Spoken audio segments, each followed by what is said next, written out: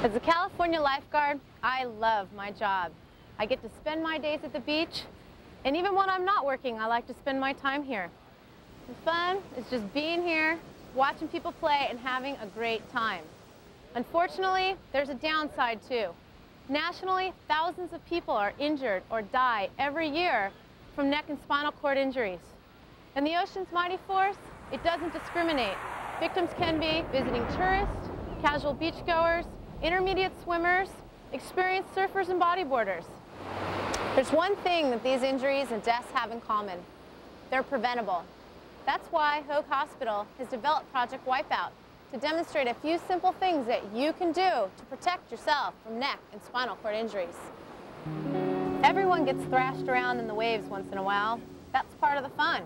And people do occasionally hit the bottom without serious injury. So what exactly are we talking about? What do we mean when we talk about neck and spinal cord injuries? Kris loved to surf. In fact, he moved to the beach so that he could be in the water every day. The TV show Beach Patrol documented Kris's story. Check it out. I thought I was going to be surfing, skating, and snowboarding my whole life. No goals, nothing more to learn. His parents knew the ocean had called him there. When he was 19, he moved out of the house, went down to the beach and got a job, and then... That was his life, was surfing, and he made money parking cars, just enough to, pay the rent and be able to continue surfing. He loved sports, active in sports all the time. He water skied and snow skied. He was very coordinated. He was kind of like a dreamer, and he was a charmer. Yeah, I think he's more of a people person. On June 1st, 1995, Kris took a look at the water he knew so well. It was really low tide that day. I remember seeing the low tide and thinking, I must be careful, because there will be sandbars popping up out of nowhere in the water. Rob Stewart, a former lifeguard, was hanging out with friends that day.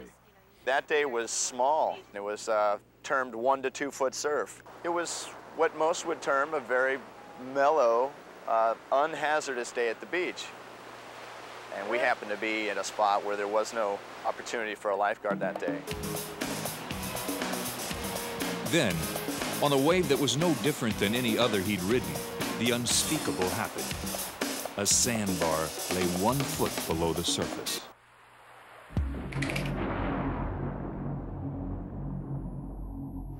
I pitched on my head and I felt the click.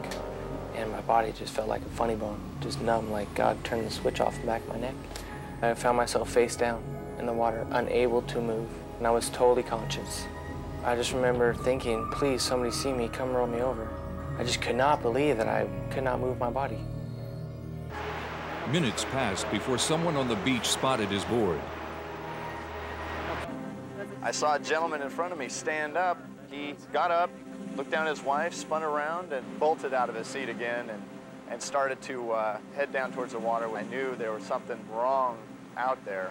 I ran up to that man and said, "What's going on out here?" And he said that he thought he had seen a body out there. While a beachgoer ran a block away to the nearest lifeguard, the two men raced out to what they feared might be a dead body.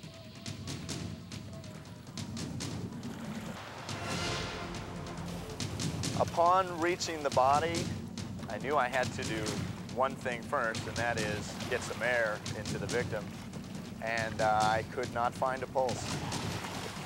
I needed something to get the victim up above water. Put your mouth on it, buddy. Come over here, please. There was no outward sign of injury, no indication that Kris's head had been struck, no indication that his limp body was still desperately trying to stay alive. Could he simply be unconscious? Very scary moment. I kept checking for a pulse. I still just could not find one. And time is going by, and I'm getting very concerned that we're about to have, if we don't already have, a dead body. At the same time the rescuers gave him air, they tried to pull him to shore. And I just kept saying to myself, we need help, we need help. Newport Sea-Watch lifeguards had responded the instant they were contacted. Hold on, bring it up, breathe in. Slide him up, slide him up. Don, I got an airway, let's go.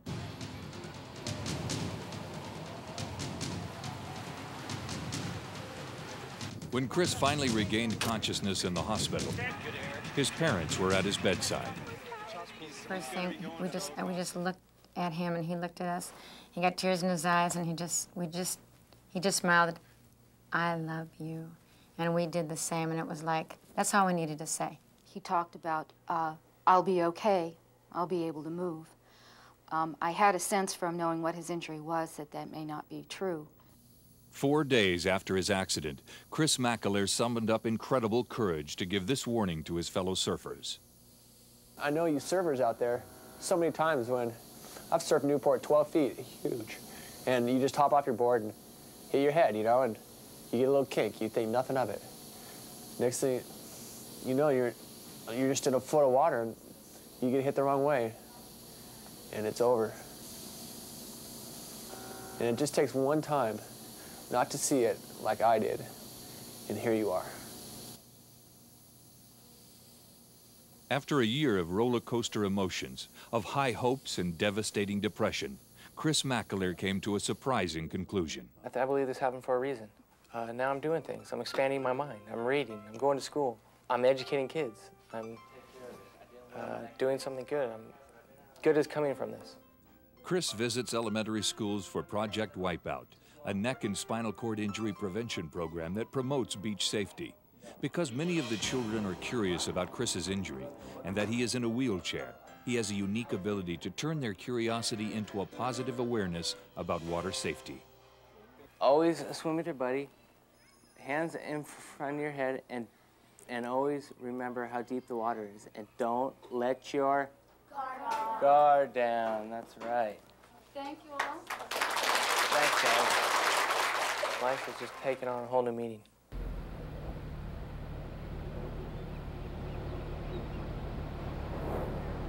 Okay, let's think about what Kris just said.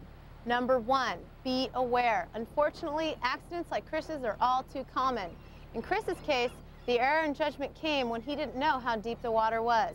And secondly, and Kris knew better, that the little waves are just as dangerous as the big ones. The beach is a great place to go, but if you start horsing around, and things can go wrong. It's like anything else. You have to be smart while you're having a good time and playing. The beach is a great place as long as you're smart about it. There's plenty of things to do. Just use your head, pad. Don't run and surf, dive head first. Don't. Be aware of the rocks and the sandbars.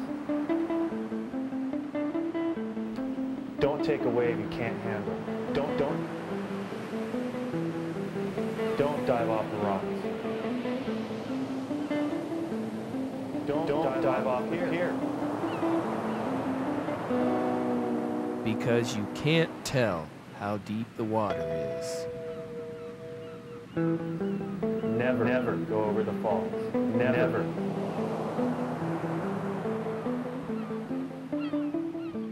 Ocean conditions change every day.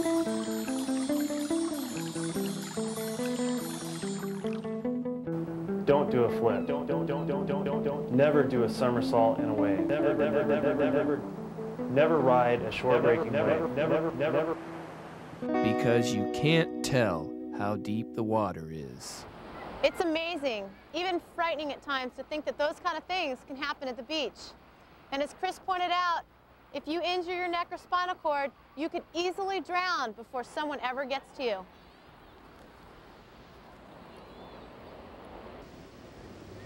You guys, look! Look over there! Whoa, where's the lifeguard?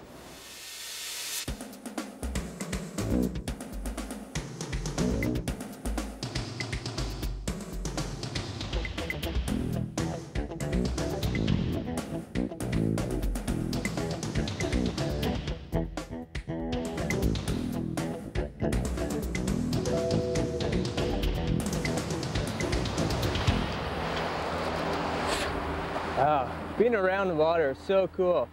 I'm a professional surfer. I'm one of the lucky ones. I get to do this for a living. I travel around the world, meet a lot of new people, surf a lot of good waves. Boogie boarding, swimming, body surfing. It's all so much fun. I don't know why anyone wouldn't want to be able to do this. But there's a fine line between a wipeout that makes a great story and an accident that can kill or cripple you for the rest of your life. The thrill of riding waves, is never quite being in control. And that's what will get you. No matter how much you love playing in the surf, you always have to remember you can never control it. The waves are always more powerful than you are. Even the smallest wave can cause serious injury. In every sport, we see common kinds of injuries. For instance, body surfers can injure or dislocate their shoulders. Skimboarders can break their ankles and wrists, while surfers can be cut by their boards or slammed into the sand head first. Believe it or not, they're the lucky ones. In time, their injuries will heal and their lives will get back to normal. But if they would have fallen a little bit harder or in a slightly different way, perhaps their lives would be changed forever. But let's let an expert discuss it. Dr. Greg Super works in the emergency room at Hoag Hospital, literally minutes away from the beach, which accounts for Hoag's huge interest in Project Wipeout. How did Project Wipeout get started, really? Well, there was a time back in the early 80s where we had an ICU that only had 7 beds. So the 7 sickest people in the hospital were in those 7 beds. And I think it was July, we had 5 of those 7 beds filled with young men with spinal cord injuries. So the hospital and some of the doctors looked at that and said, hey, what can we do to make certain that this doesn't happen every July? Actually, the toughest thing were the families in the waiting room. Yeah. You'd go in to see the patients, and you'd walk by 20, 25 family members, moms, dads, brothers, sisters. Right. Tough sight to see. Yeah. Doc, could you explain to me how the vertebrae and the spinal cord all work together and how fragile they are? Sure. Let's look at this skeleton. Of course, the head and shoulders and the rest of the body. And the 7 critical cervical vertebrae are right in this area. You can see that these are really tiny bones. I mean, these bones are not as strong as a chicken leg. They're about as strong as a chicken wing. And then you've got the spinal cord running right down through them. So just the slightest movement of the vertebrae could cause someone to be paralyzed from the waist down? Yeah, these are held together by ligamentous bands, and as long as those ligaments are intact and the bones are intact, your spinal cord's safe. Imagine turning this guy upside down and then having him drop 6 feet on his head. It's pretty easy to break these bones or tear the ligaments.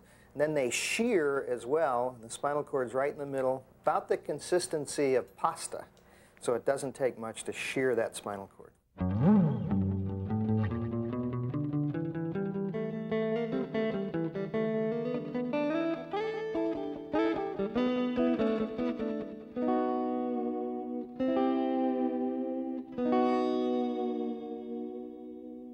The rotation injury occurs as the surfer heads down towards the ocean bottom. The wave is actually twisting his body, but his head hits the sand and is held immobile. So it can't move. His body continues to move, and he's twisted all around so that the bones in his neck feel that stress. They break and crack, and then his spinal cord can be torn. We're going to demonstrate the flexion injury. And basically what happens is, again, the head hits the sand and is forced down. Now, James is looking about at his belly button, but if you can imagine him going even further and actually looking back at his back, and with his neck sort of in a curve here. And again, those little bones break with all that force, and the spinal cord is torn.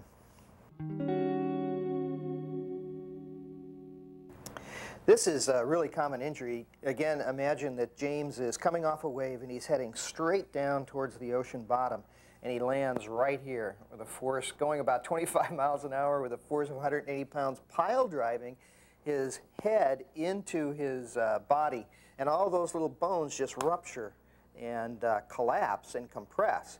And as they become compressed, they go out to the side, and it's that sideways force that impacts the spinal cord and again tears it. This is the most common cervical injury, and what happens is the surfer again is upside down into the ocean bottom, but his head is in this direction, and he actually strikes his forehead.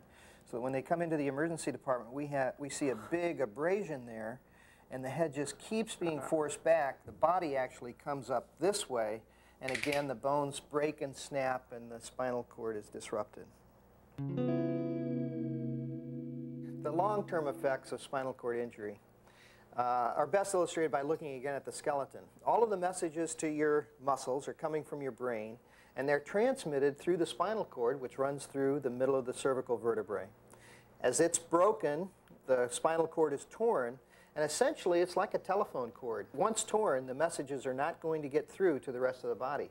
So your brain can't tell your arm to move.